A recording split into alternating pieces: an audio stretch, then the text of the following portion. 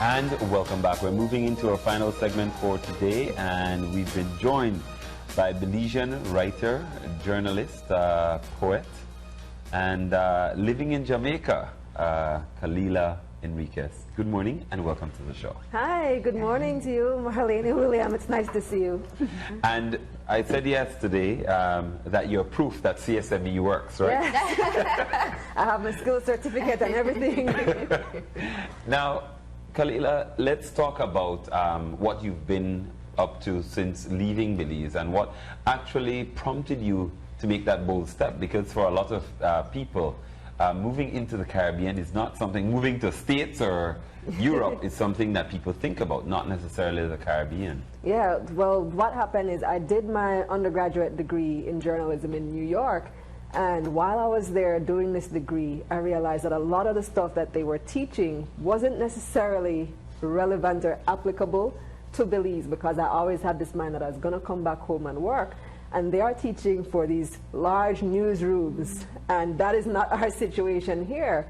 Most of our newsrooms have 2, maybe 3 people. If you have 4 or 5, that's a huge newsroom here in Belize, and they're teaching for a newsroom with 100 people. And I'm like, how am I going to apply this back home? So when I came home, I was doing the work, and after doing the work for a few years, I said, you know what?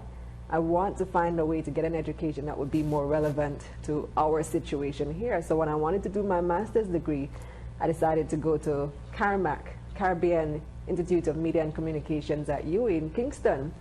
And so I did that, and right as I was finishing up my degree, I got an opportunity to work at CVM Television, which is the 2nd largest TV station in Jamaica.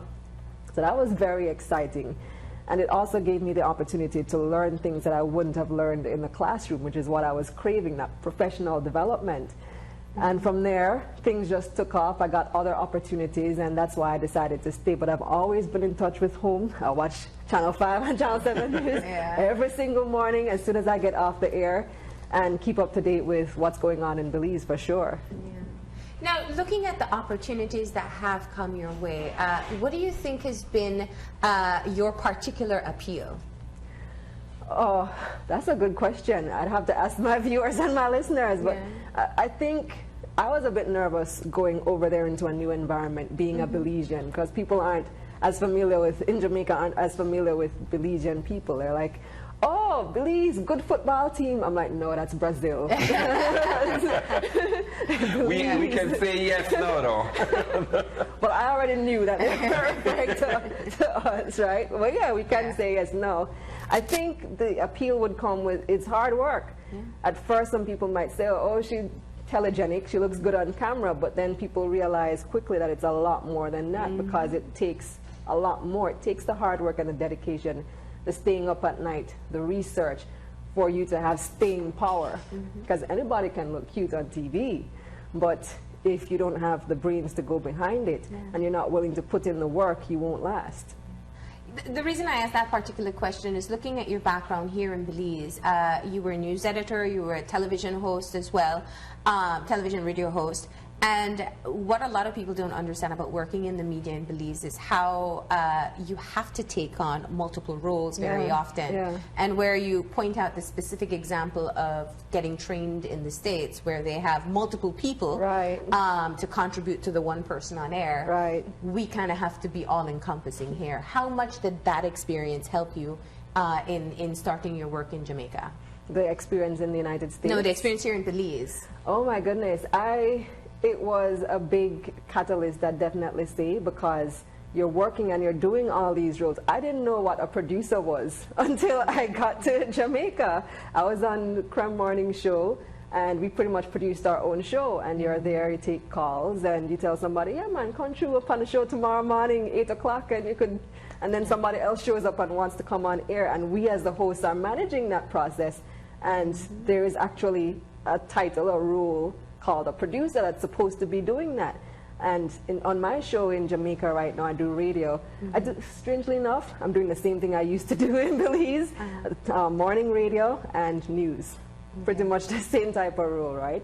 But on my show right now in radio, we have a producer who gives us our script. She plans the entire show from top to bottom. She would give us notes to read the night before to prepare us for the show. And it's such a difference in seeing the type of standards and the type of preparation that goes into preparing a real quality production, you know. I remember I have a friend who does production here in Belize, and she didn't even know that that's what she was doing. She would tell people, yeah man, I do this show, I make it and I get the people, and I'm like, stop telling people you do the show, tell them you're the producer of the show. And I think production value is important. We can't keep just throwing things together and hoping they work. We need to organize more here in Belize. Or just saying, yeah, come. If you want to come on the show, just show up. Just show up. Just show up.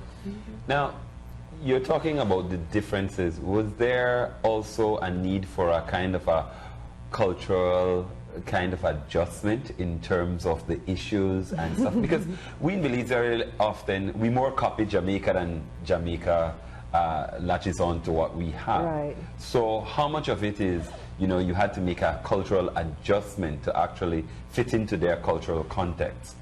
Well, when we're talking about cultural adjustment, the biggest culture shock to me was covering crime, covering violence in the way that we cover it here as opposed to how they treat it there.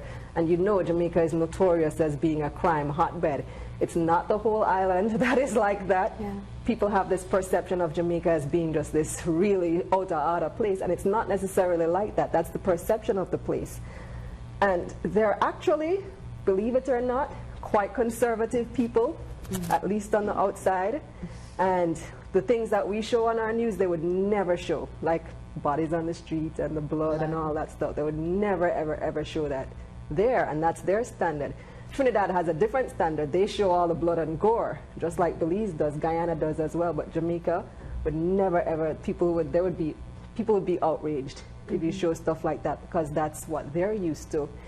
And for me, covering crime, when I went there, crime was at an all-time high. Murder rate was at an all-time high. You guys would be familiar with the security forces operation into Tivoli Gardens in 2010, which is when I just started working. And you had to jump into live broadcasts with that, yeah. I was baptized by fire in Jamaican media. And you have like gunshots going off around you. I remember the first time my news editor sent me on an assignment to a volatile community. And he said to me very casually, he said, make sure you pick up a bulletproof vest by the security on the way out. I was like, bulletproof vest? Where are you sending me? Are you serious? And it turned out to be fine, but it's just a precaution that you have to take, and it brings home the point that this is all too real. You know, anything could happen. And there was that incident where I did the coverage of Tivoli and there were shots nearby, and it could be very dangerous. Now, you're pointing out some of the differences. Obviously, being in another environment, you're able to look at the way we've always done things here and look at the way that their standards are set up. And some people may argue that there aren't even standards in Belize, that we're making it all up as we go along. Kind of do to an extent. Yeah. So what's your reaction to something like that?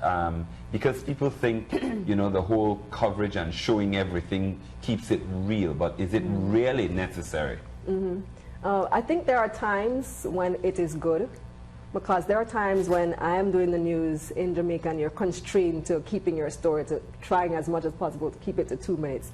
But the story is of such gravity, at least you think as your reporter, because it's your baby, that you want to tell more of the story. You wish you had more time to tell it, and there just isn't that time.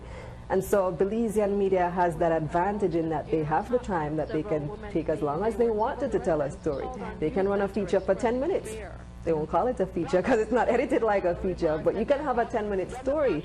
And that can be an advantage, but it can also be a disadvantage when you drag it on too long, when every story becomes a 5-10 minute story and the news it starts at 6:30-ish and finish 8:30, especially now with the political ads that you're going to have this proliferation of.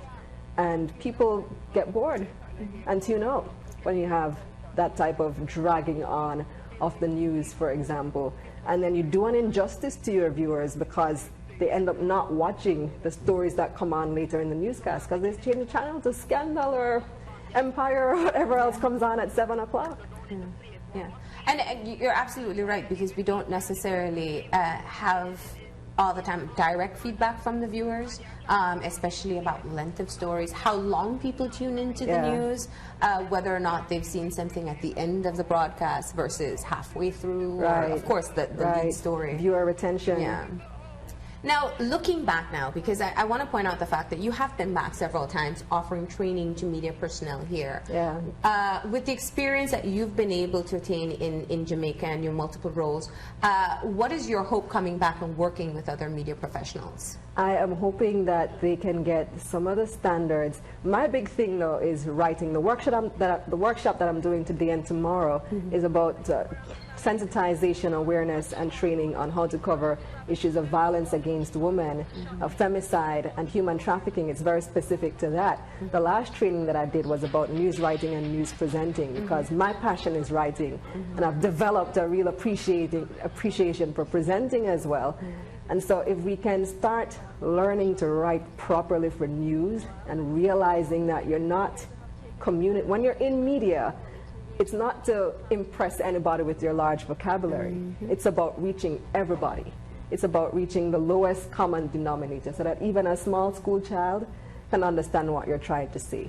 If you're using big economic terms, break it down so that people understand. If you're using a large word and you really need to use that word, put it in context so that the people understand. That's one of the big things that I have that I really want to get across to other Belizean journalists and writers, communicators. Now, you also had the opportunity yesterday to be a part of the TEDx Belmopan experience, and as a presenter. When you are given a captive audience such as yesterday, what's the message? Because I think people who don't necessarily work within the media don't fully understand it. What are the things that you think John and Jane public needs to understand about the media and the power of it? That's a very good question, William. There's so many things that you guys don't know goes on behind the scenes. I remember one of the issues that we have in Belizean media, and I referred to it earlier, is resources. It's a huge issue, especially people just not having the staff that you need and the amount of work that needs to be done. You have one person trying to do so many things. I remember there were days when our news was done by me alone, the whole newscast, and I had to present the news as well. And then people wonder, how come Belizeans aren't doing more investigative journalism? Why aren't you guys going on the street? Why didn't you have that story or this story? Why don't you do this and why don't you do that? And it's like, it's only one person, it's only two people. We don't have the resources to do it as much as we want to. But there are things that we can do even with the limited resources that we have. And one of the things that I spoke about yesterday at TEDx, pictures up. Yeah. One of the things I spoke about yesterday at TEDx was elevating the discourse. That doesn't take any huge amount of resources to do. We as media play this important role as gatekeepers. We decide what goes on air. So if you have a house meeting and you have both sides of the political divide bickering over something, name calling, mudslinging, you have the decision whether you're going to show that or not. And if you decide to show it because you figure people want to see it, do I lead with it? Do I put it at the top of my newscast? Or do I put it at the bottom of my newscast, which tends to happen? Well, they tend to put it a lot at the top of the newscast. And then the modicum of real debate that really happens in the House, they put all the way to the end of the news when people have already tuned out. And I think that's very unfortunate. It is an injustice to our listeners and our viewers. And we can do better. We have a responsibility when they're not giving us, the politicians, not giving us the quality of discourse that we want. We have a responsibility to provide that for our listeners and viewers. So what's the difference then between editorializing in the news, in your estimation, and breaking it down for people to make it bite-sized pieces that they can actually digest? Yeah, editorializing simply means you put your opinion in the news, right? So journalists are supposed to be objective or neutral. I spoke yesterday about the role of subjectivity in news, because how can you be objective when as an individual you live on earth, and by virtue of you being born and being a part of society, you have subjective experiences. Everything influences the way you perceive things, where you grew up, who your parents are, how old you are, your gender, your sex and sexuality, where you went to school. All of these things will tinge or focus the way you see the world. And so this can creep into your news. It can be a good thing if used correctly. It can be a bad thing if done to excess. Now, when you have, obviously, political media houses, like you have the Belize Times, you know they're owned by the People's United Party. You have the Guardian Wave Radio, you know they're owned by the United Democratic Party. I don't have a problem with it because there's disclosure. You know that they are going to have a particular political leaning and you can take it for what it is. But when you have independent media that do it so much, then people start questioning who then they support, who paid them off, you know? And this election, they say, oh, I saw a post on Facebook recently with somebody saying a particular media house was supportive of the UDP, and I commented on it and I said, I remember a few years ago people used to say that media house was PUP, and now you're saying they're UDP. But you run that risk as an independent media house when you editorialize too much. People will start to paint you, and then they might not necessarily trust your reputation or trust you to tell them what's going on in the news because they don't know which side you're on. Yeah. And I love that point that you're talking about, developing a trust from your viewers, that what you are getting is the full, accurate picture. And oftentimes I question whether or not we are able, we as the media in Belize are able to do that for the very same reasons that you're talking about. What do you think are some of the things, looking at the media landscape in Belize, that can be done to have the people trust a bit more the information that is being provided, but also being able to analyze it for themselves and not just regurgitate everything they hear? I feel like you were there yesterday. Did you tell her all about the No, but we talk about this a lot. Yeah. So. Yeah, well, one of the things is transparency and disclosure. So if you do have a particular political leaning, political bias, or religious leaning even, where that becomes an issue, declare it. Just simply say up front, I support so-and-so party. And from there, your listeners and your viewers and your readers can decide, you know, how much of what you write to believe or what lens to see it through. What lens to see it through. They know what perspective you're coming from. If we're going to demand transparency from our public leaders, why should journalists be transparent as well?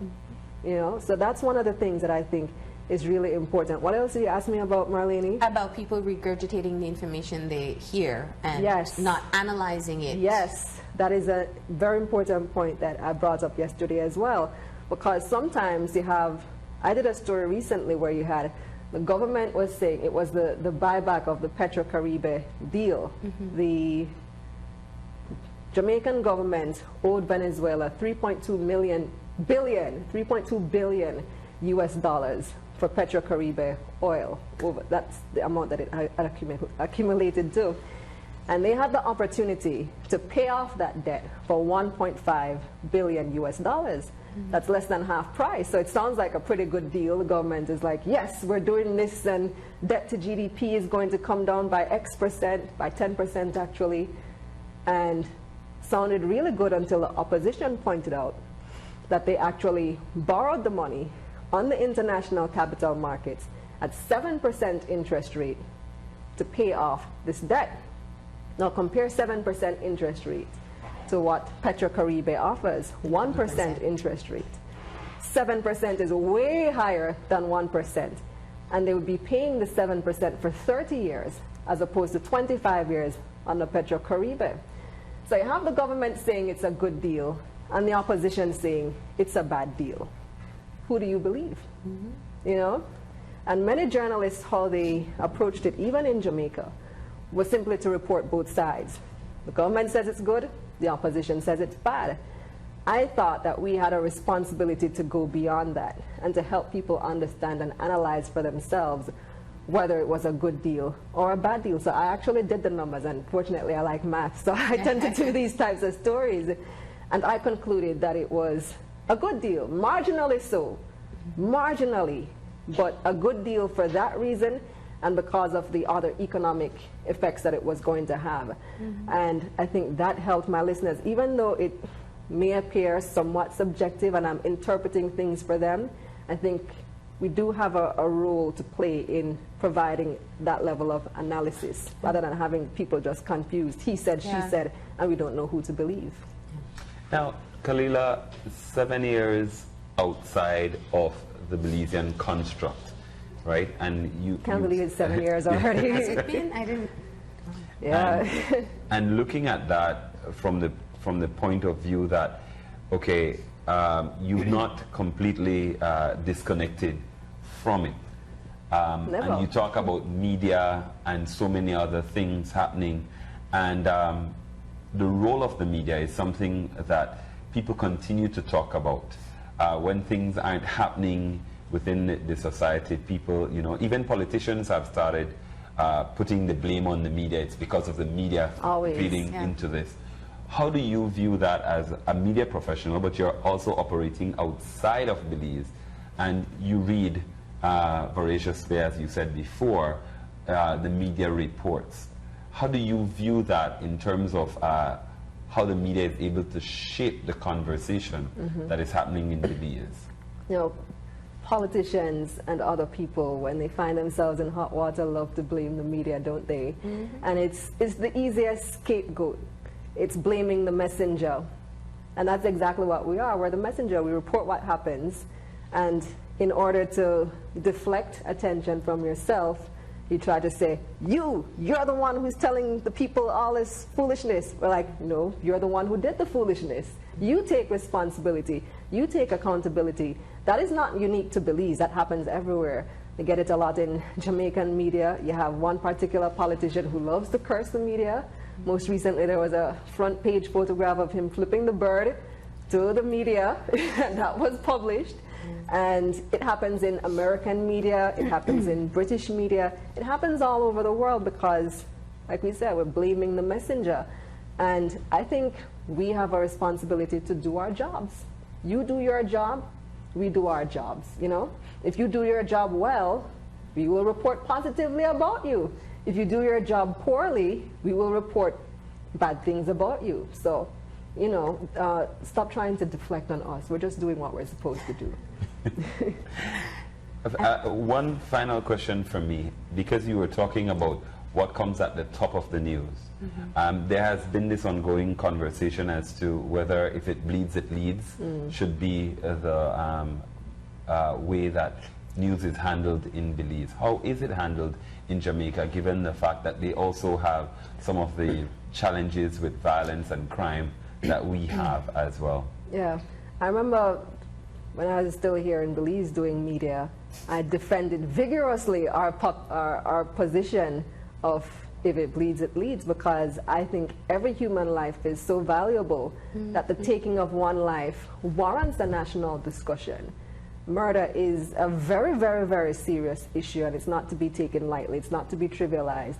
It's not to be put at the end of the news just because people are uncomfortable hearing about it. Going to Jamaica now, where they have this year like 1,000 murders for the year. The murder rate is something like 44 per 100,000. Every story, every murder cannot make the news. Just by virtue of volume, it's impossible to cover them all. I remember first starting at CVM, and we got the latest police press release, and there were about 3 murders on it. It was a Sunday, I believe. And I was about to write up the story based on the press release, and the person who was acting as news editor today said, oh, we're not going to carry those. I'm like, 3 murders and you're not going to carry them? And I'm thinking, in Belize, this would be lead, and you're not even going to carry them. So there is that discrepancy, and you do get the feeling that because of the level of violence there, that they have become somewhat numb to it until it really starts to escalate again, and until it starts coming close to home and you have popular figures being murdered. Then they make the news, or something especially sensational like a triple murder would make the news, or a young girl was murdered and decapitated. That would make the news. But just an ordinary murder, people have become desensitized to it, and it many times Are we doesn't on the even, same road? many times doesn't even make the news. I don't think so, not yet. We're not there yet. Fortunately, we're still a small society. We're at what, 100 and something murders for this year. So it doesn't compare to 1,000 and something because we're at different population levels. But I wouldn't say we're there yet. I'm pleased that Belizean people still care about each person who is murdered. Yeah. Now, just to wrap up, in terms of, and as we pointed out, you come back periodically and try to offer some training to the persons here. What's one area that you would love to see within the short term become a priority for media professionals in Belize? I would like to see us do more reporting on the economy, especially now that we're heading into an election. I think that we need to be the types of conversations that we should be having. Yeah, we found it. You found that? Yeah. The types of conversations that we should be having on talk shows, in our news, and these types of spaces are more intellectual discussions. We need to be comparing, for example, what was our gross domestic product, GDP, in 2008 when the Barrow administration took power? What is it now? Have they grown the economy? Has the economy contracted? How many jobs have they added to the economy? What was the unemployment rate then? What is the unemployment rate now? What was the poverty rate then? What is the poverty rate now? How have they really performed over these past 7-8 years that they've been in power? These are the things that need to become the core in election time. We need to measure performance. What was their manifesto in 2008 and in the last general election? And how have they performed on that manifesto? How many of the things that they set out to accomplish have they accomplished? And then judge them based on that. Right. Great. Well, Kalilah, we want to thank you very much for joining us this morning and making the effort to be here. We really appreciate it, and we wish you the best. What happens next now? What happens next today? Today you start your training. Yes, I have a 2-day workshop for media at the Biltmore. So if you are a media professional, communicator, and you still want to come out, there's still space to come. It starts at 9 o'clock, goes until 4. Tomorrow we're doing the same thing. So if you miss today, you can still come tomorrow and get the benefit of that training. I'm going to be showing actually one of the presentations from TEDx yesterday by Senator Lisa Schumann about women and culture and perceptions of women and all of that. It was a really powerful presentation. And so I really hope as many people as possible can come and get the benefit of that experience. Yeah. All right. Well, thanks and best of luck. All right. Thanks for having me. We're going to go ahead and take that final break. And when we come back, we'll have our wrap up. So stay tuned.